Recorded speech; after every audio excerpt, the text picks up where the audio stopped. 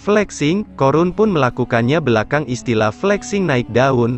Flexing adalah perilaku pamer kekayaan di media sosial, dari sekedar pamer barang-barang branded hingga mobil-mobil sport dan rumah mewah berharga miliaran rupiah.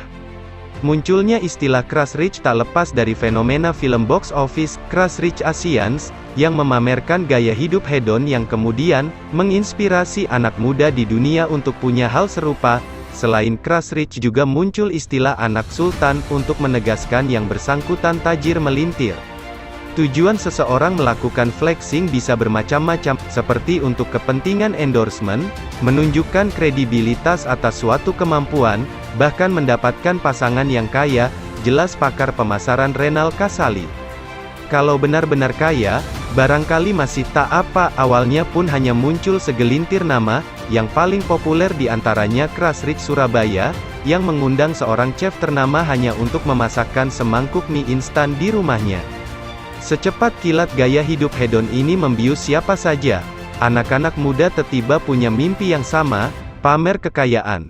Sekalipun mereka bukan anak sultan, akibatnya adalah apa yang terjadi baru-baru ini dengan maraknya kasus penipuan dan pencucian uang dalam kasus investasi ilegal yang diduga banyak dilakukan orang-orang yang melabeli dirinya sebagai crush rich. Mereka yang kerap dijuluki crush rich ini patut diduga melakukan tindak pidana pencucian uang yang berasal dari investasi bodong dengan skema Ponzi, ujar Kepala PPATK Ivan Yustiavandana dalam keterangan resmi, tanggal 6 Maret tahun 2022. Sejatinya flexing bukan hal baru. 1300 tahun sebelum Masehi fenomena itu sudah ada dengan diwakili sosok crush rich bernama Korun. Begitu masyhur namanya hingga tersebut sebanyak 4 kali dalam Al-Quran, 1 kali dalam Qiyas Al-Mu'min dan Qiyas Al-Ankabut, 2 kali dalam Qiyas Al-Qahas. Dikisahkan ia adalah sepupu Nabi Musa yang sangat kaya raya. Sebagaimana flexing zaman now, ia pun suka memamerkan kekayaannya, bukan di sosial media tentu saja, namun di dunia nyata. Disebutkan ia sering mengarak kunci-kunci gudang hartanya yang penuh dengan emas dan perak, tak tanggung-tanggung, perlu 70 orang untuk mengangkat kunci-kuncinya saja. Kalau belum lama viral perkataan seorang crush rich, tak apa pamer harta, yang penting tidak merendahkan orang lain.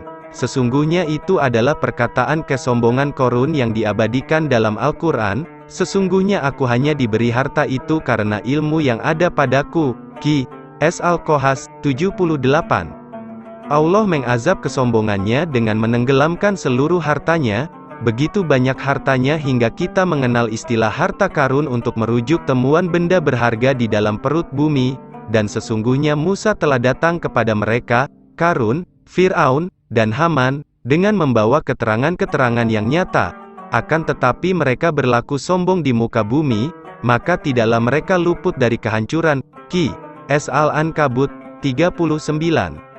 Flexing bukan sekadar gaya-gayaan atau seru-seruan sehingga kita boleh abai. Kisah Korun mengajarkan tentang bahaya kufur, cinta dunia, dan sombong. Pamer harta yang mereka lakukan, apalagi dari hasil menipu, bukan tak mungkin akan mengundang datangnya azab berikutnya.